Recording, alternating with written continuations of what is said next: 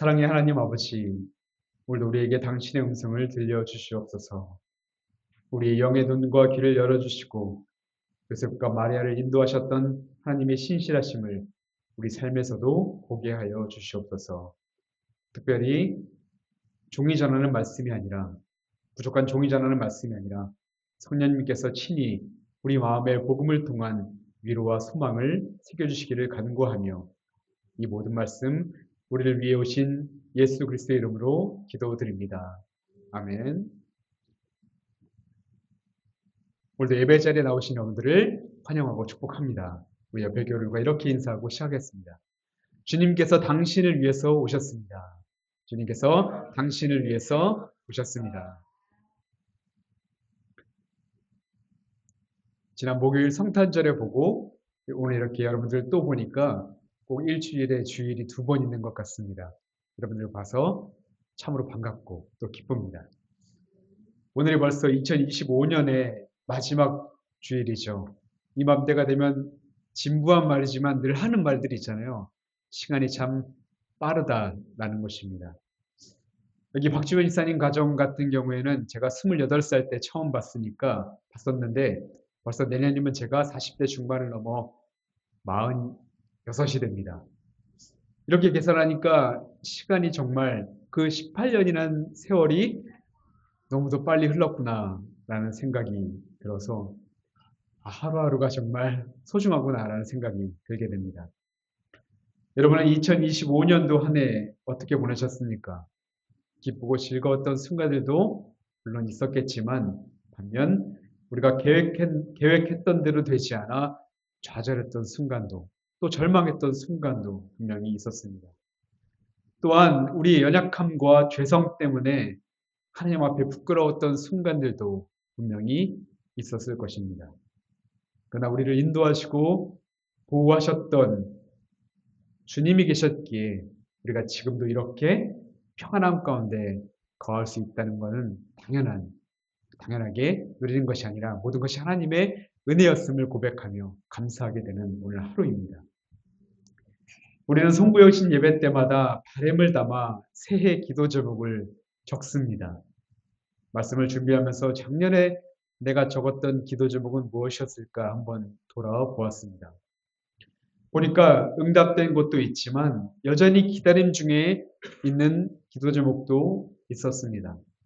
하지만 믿음의 눈으로 한 해를 돌이켜보니 중요한 사실을 하나 깨닫게 되었습니다.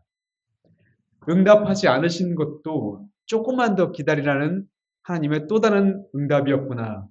하나님은 한순간도 쉬지 않고 나를 위해 일하고 계셨구나 라는 것을 깨닫게 되었습니다. 오늘 우리가 읽은 말씀도 마찬가지입니다. 본문에는 헤롯의 칼을 피해 급히 짐을 싸 애굽으로 떠나야만 했던 요셉과 마리아의 이야기가 나옵니다. 우리가 인간적인 눈으로 보면 이것은 재앙이자 피난길입니다. 평온한 미래를 꿈꾸던 젊은 두 부부에게 닥친 이해할 수 없는 아주 큰 시련이었기 때문이죠. 하지만 여러분, 우리가 알다시피 그 이야기의 끝은 무엇입니까? 그 길은 하나님이 일하시고 보호하시고 함께 하셨던 은혜의 길이었음을 우리는 발견하게 되죠. 여기서 우리는 중요한 사실을 하나 깨닫게 됩니다. 요셉과 마리아에게 있어서 이 피난길은 갑작스러운 사고와도 같았지만 하나님 편에서 보면 단 1초의 오차도 없이 진행되었던 정확한 구원의 시간표였다는 사실이죠. 이 시간 우리가 말씀을 함께 살펴볼 텐데요. 하나님이 어떤 방식으로 당신이 약속하신 구원을 이루시는지 마리아로부터 시작된 성탄 이야기를 순서대로 따라가 보며 우리를 향한 하나님의 사랑의 손길을 발견하는 복된 시간 되시기를 주님의 이름으로 축복합니다. 아멘. 성탄 이야기의 첫 번째 조각은 지난주 말씀이었던 마태복음 1장 하나님께서 마리아에게 천사를 보내신 이야기로부터 시작이 됩니다. 어느 날 천사가 마리아에게 찾아와 네가 지금은 처녀의 몸이지만 성령으로 잉태될 것인데 그 아이가 바로 예수다라는 것을 전하게 됩니다. 이때 마리아가 받은 충격이 어땠을까요? 인간의 상상으로는 가늠할 수 없을 만큼 아주 큰 충격이었을 것입니다. 그러나 인간의 이성으로서는 도저히 받아들여질 수 없는 이 상황, 아니 불가능해 보이는 이 상황을 믿음으로 순종한 마리아를 통해 하나님은 환경을 하나둘씩 바꾸시며 일하시기 시작합니다. 우선 첫 번째 하나님의 일하심이 무엇이었습니까? 바로 요셉에게 천사를 보내는 것이었습니다. 마태복음 1장 20절을 보면 하나님은 요셉의 꿈에 천사를 보내 마리아가 임신한 것이 성령으로 잉태된 것이며 아들이 태어날 것인데 그가 바로 예수라고 이 마리아에게 했던 것을 요셉에게도 똑같이 설명해 주시게 되죠. 마리아의 뱃속에 잉태된 아이가 그 간음을 저질러서 생긴 아이가 아니라 정말 하나님이 보내주신 아이임을 확신하게 했던 것이었습니다. 물론 하나님은 요셉의 마음만 바꾸어 놓으신 것은 아니었습니다. 지금은 우리가 결혼 전에도 동거하다가 아이를 낳는 경우도 있지만 율법이 지배하던 당시에는 절대로 있을 수 없는 일이었습니다. 게다가 요셉과 마리아가 믿음으로 아이를 낳아 기른다고 해서 모든 게 해결될 것도 아니었습니다. 왜냐하면 주위 사람들에게 천사에 대한 이야기를 한다 해도 그랬구나. 이 아이가 성령으로 잉태됐다니 정말 은혜로운 일이구나. 이렇게 이야기할 사람들은 아무도 없었습니다.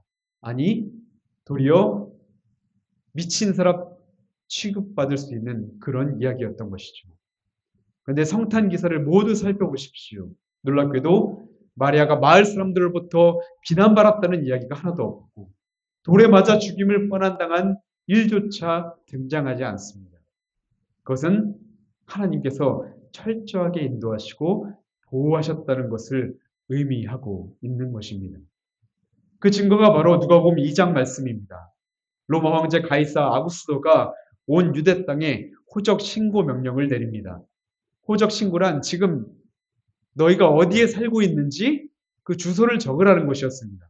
그 주소를 등록하라는 것이었어요. 지금은 우리가 동사무소나 읍사무소에 가서 쉽게 호적 신고를 하면 되지만 당시에는 무조건 자기 고향으로 가서 호적을 신고해야만 했습니다. 그런데 요셉의 고향이 베들레헴이라 요셉과 마리아는 갈릴리에서 베들레헴까지 이동하게 됩니다. 그렇다면 생각해 보십시오. 이때는 마리아가 해산이 임박할 무렵이었습니다. 그런데 만약 마리아가 나사렛에서 느닷없이 출산한 것을 이웃들이 발견했다면 어떻게 되겠습니까? 온 동네가 발칵 뒤집혔을 것이고 마리아는 간음을 의심받아 돌에 맞아 사람들에게 죽임을 당했을 것입니다. 그런데 하나님은 이 호적 신고를 통해 마리아와 요셉을 나사렛이라는 동네에서 무려 100km 떨어진 베들레헴이라는 전혀 생소한 동네로 옮기게 만들어 주시죠. 그곳에서 요셉과 마리아는 정식으로 결혼해서 아이를 가진 줄 알지 결혼 전에 임신이 된 줄을 사람들이 전혀 모르는 상황이 되어 버리게 되는 것입니다. 이처럼 이들이 베들레헴으로 움직였다는 것은 단순한 우연의 일치가 아니었습니다.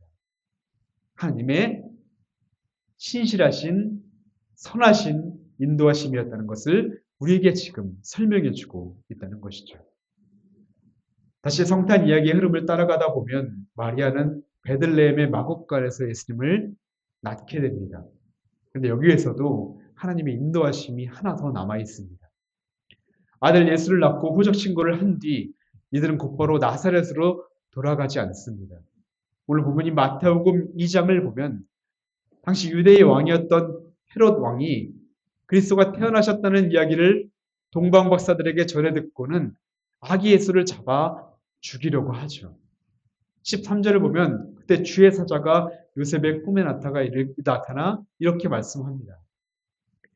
그들이 떠난 후에 주의 사자가 요셉에게 현몽하여 이르되 헤롯이 아기를 찾아 죽이려 하니 일어나 아기와 그의 어머니를 데리고 애굽으로 피하여 내가 네게 이르기까지 거기 있으라 하시니 헤롯이 예수를 죽이려고 하니까 애굽으로 피하라는 말씀이었습니다. 근데 여러분, 왜 하필이면 애굽이었을까요? 그 이유는 아주 분명했습니다. 당시 애굽도 로마의 식민지였지만 애굽의 통치권 밖에 있는 지역이었습니다. 헤롯은 그 유대 팔레스타인 지역만 다스리던 왕이었고 이 애굽이라는 곳은 다른 왕이 지배하던 나라였기 때문이죠. 지역이었기 때문이죠.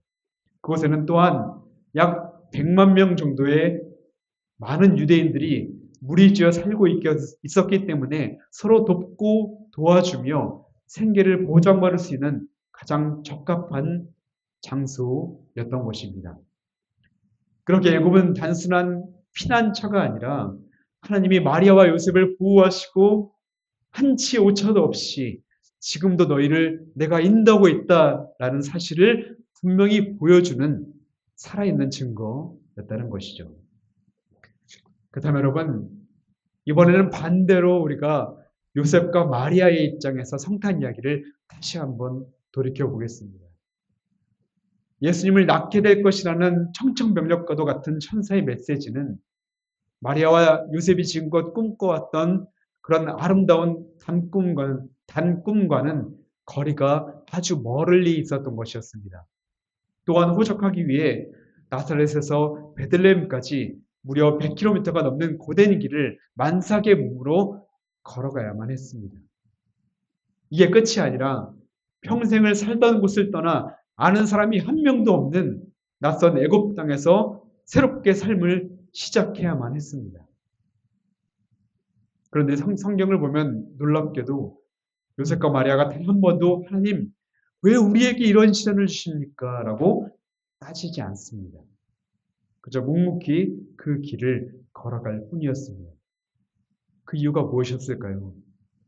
그들은 자신의 이 상황보다 자신의 상상으로는 이해되지 않는, 자신의 이성으로는 용납되지 않는 이 환경보다 하나님의 입에서 나왔던 그 말씀, 그 하나님의 음성을 더 신뢰했기 때문이었습니다. 하나님의 음성을 의지하여 자신들의 삶을 전적으로 하나님께 삶을 내어 맡길 수 있었던 것이죠. 근데 여러분, 이것은 우리도 마찬가지 아닙니까? 우리의 걸음이 때로는 예기치 않은 길로 흘러가기도 하고 이해할 수 없는 순간들로 가득할 때가 분명 찾아올 것입니다. 하지만 낙심하고 두려워하지 마시기 바랍니다. 왜냐하면 요셉과 마리아가 상황이 아니라 주님의 말씀을 붙들었듯 우리도 말씀을 신뢰할 때에 비로소 흔들리던 마음이 평안함 가운데 머물 수 있기 때문이죠. 무엇보다 오늘도 우리 눈에 보이지는 않지만 살아계신 하나님께서 우리 곁에서 지켜 보호하시고 있음을 지금 말씀을 통해 우리에게 증거하고 계시기 때문입니다. 그렇다면 여러분, 하나님은 왜 이렇게까지 세밀하게 요셉과 마리아를 보호하고 인도하셨던 것일까요? 단지 그들이 예수님의 부모였기 때문이었을까요? 아니죠. 그 바탕에는 우리를 향한 하나님의 근본적인 성품이 자리 잡고 있었기 때문이었습니다. 그 성품을 가장 잘 보여주는 말씀이 바로 첫째 성서봉독이었던 이사야 63장의 말씀에 기록되어 있습니다. 7절을 보면 이렇게 말씀합니다. 내가 여호와께서 우리에게 베푸신 모든 자비와 그의 찬송을 말하며 그의 사랑을 따라 그의 많은 자비를 따라 이스라엘 집에 베푸신 큰 은총을 말하리라 라고 말씀합니다. 이사야 선지자는 고난 중의 백성들에게 하나님의 자비와 사랑을 기억하라고 외칩니다. 여기서 자비는 히브리어로 헤세드라는 단어입니다. 헤세드는 조건 없는 사랑, 조건이 없는 사랑, 즉 언약에 기초한 변치 않는 사랑을 의미합니다. 하나님의 약속에 따른 변치 않은 사랑을 의미합니다. 그렇다면 여러분, 이 헤세드의 사랑이 가장 찬란하게 빛났던 순간이 언제입니까? 바로 우리가 기념하는 성탄의 사건입니다. 우리를 너무나 사랑하신 하나님은 우리를 죄와 사망에서 건지시기 위해 당신의 아들을 이 땅에 보내시기로 약속하셨고 그 약속을 반드시 지키기 위해 요셉과 마리아의 발걸음을 그토록 세밀하고 안전하고 철저하게 지켜 보호하셨던 것이었습니다. 또한 63장 9절은 이렇게 말씀합니다. 그들의 모든 환난에 동참하사 자기 앞에 사자로 하여금 그들을 구원하시며 그의 사랑과 그의 자비로 그들을 구원하시고 옛적 모든 날에 그들을 드시며 안으셨으나 라고 말씀합니다. 여기서 하나님을 우리에게 어떤 분이라고 소개합니까? 하나님은 그저 멀리 계셔서 구경만 하시는 분이 아니라 당신의 자녀가 겪는 모든 환난에 동참하시는 분, 변치 않는 사랑과 자비로 구원하시고 또한 드시고 안아주시는 분이라고 우리에게 말씀하고 있는 것입니다. 그렇습니다. 이것은 오늘 본문인 요셉과 마리아 그리고 지금 우리에게도 동일하게 적용되는 말씀입니다. 하나님은 우리의 고통에 멀리서 구경만 하시는 분이 아니라 지난 삶 동안 하나님은 친히 우리의 환난에 동참하셨던 분이시고 우리를 당신의 품에 업어 인도하시는 분이셨으며 무엇보다 변치 않는 사랑과 자비로 말미암아 결국 우리를 구원하시기 위해 신실하시게 일하셨던 헤세드의 하나님이심을 본문을 통해 우리에게 계시하고 있는 것이죠. 너무나 유명한 모래 위의 발자국이라는 이야기를 여러분과 잠시 나눠볼까 합니다. 한 사람이 인생을 다 마친 뒤에 주님 품에 안겨 지난 날을 함께 돌아보았습니다. 해변의 모래 위에 두 쌍의 발자국이 나란히 찍혀 있었는데 한 쌍은 그의 것이고 다른 한 쌍은 주님의 것이었습니다. 그런데 자세히 보니까 인생에서 가장 슬프고 괴로웠던 순간마다 발자국이 한 쌍밖에 남아있지 않는 것이었습니다. 서운한 마음으로 주님께 물었습니다. 주님, 그때 저를 왜 떠나계셨습니까? 왜 발자국이 하나밖에 없습니까? 그래서 주님께서 이렇게 대답하셨습니다. 사랑하는 자야, 나는 결코 너를 떠난 적이 없단다. 발자국이 하나뿐이었던 길은 네가 너무 지쳐서 더 이상 걸을 수 없었기에 너를 등에 업고 걸어갔던 자리란다. 라고 말이죠. 사랑하는 여러분, 한 해의 마지막 주일인 오늘 우리의 지난 한 해를 돌아보았으면 좋겠습니다. 여러분의 삶에도 마치 발자국이 하나뿐이었던 것처럼 느껴지는 외로웠던 순간들, 요셉과 마리아처럼 피난길 같았던 순간들, 마음 한켠이 무너져 내리던 순간들이 있었습니까? 오늘 이것만은 꼭 기억하시기를 바랍니다. 하나님은 여러분을 단 한순간도 떠나셨던 적이 없고 주님이 당신을 업고 계셨던 자비의 시간이었으며 우리가 힘들고 괴로웠던 그때는 하나님이 변치 않는 사랑으로 품으셨던 헤세드의 시간이었음을 기억하시기 바랍니다. 무엇보다 지금 이 시간에도 우리 하나님은 말씀과 성례전을 통해 우리에게 당신의 음성을 들려주시고 당신의 변치 않는 사랑과 은혜를 깨닫게 하시려 지금도 신실하게 일하고 계신다는 사실입니다. 오늘 주님은 마치 저와 여러분에게 이렇게 말씀하시는 것 같습니다. 사랑하는 내 아들아, 사랑하는 내 딸아, 난 너를 한순간도 잊은 적이 없단다. 너를 구원하기 위해서 하나뿐인 아들까지도 보내주었단다. 너를 향한 내 사랑을 너희가 좀 알아주었으면 좋겠다. 라고 말이죠. 사랑하는 여러분, 이제 말씀을 마치려고 합니다. 둘째 성서봉독이었던 갈라디아서 4장 6절에서 바울은 우리에게 놀라운 선포를 하나 합니다. 너희가 아들임으로 하나님이 그 아들의 영을 우리 마음 가운데 보내사 아빠, 아버지라 부르게 하셨느니라. 아멘. 여기서 아빠라는 단어는 헬라어 아바로서 어린아이가 아버지를 부르는 가장 친근한 표현 가운데 하나입니다.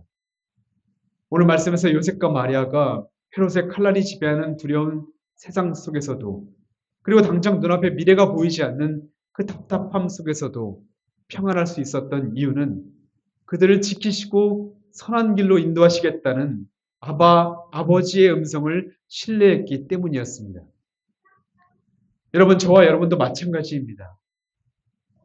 세상의 위협과 불안 속에서 두려울 때마다, 우리의 연약함과 죄로 인해 마음이 무너져 내릴 때마다 우리에게는 하늘 아빠의 품 안에 있음을 기억하시기 바랍니다. 변치 않는 긍휼함으로 언제나 은총을 베푸시는 헤세드의 하나님, 우리의 환난에 동참하시며 사랑과 자비함으로 더욱더 따뜻하게 안아주시는 구원의 하나님, 아들 예수 그리스도를 통해 우리를 죄와 죽음에서 건져내시고 당신의 자녀로 삼으셔서 비로소 하나님을 아버지라 부르게 하시는 사랑의 아버지 하나님, 이런 하나님 아버지를 의지할 때 우리에게 닥친 환난이 평안으로, 두려움이 찬송으로, 죽음이 생명으로 바뀌는 은혜가 다가올 새해에 저와 여러분의 삶 가운데 가득하기를 주님의 이름으로 축복합니다. 아멘. 기도하시겠습니다. 자비로우신 아버지 하나님, 우리의 환난에 동참하시고 변치 않는 사랑과 자비로 우리를 업어 인도하시는 헤세드의 하나님임을 우리가 신뢰하게 하시니 감사드립니다. 주님이 약속하신 구원의 시간표가 우리의 삶에서도 이루어지게 하시고 성령께서 우리로 하여금 담대히 아버지라 부를 수 있게 은혜를 허락하여 주시옵소서. 감사드리며 사랑을 가득 담아 이 땅에 내려오신 우리 주 예수 그리스도 이름으로 기도하옵나이다. 아멘.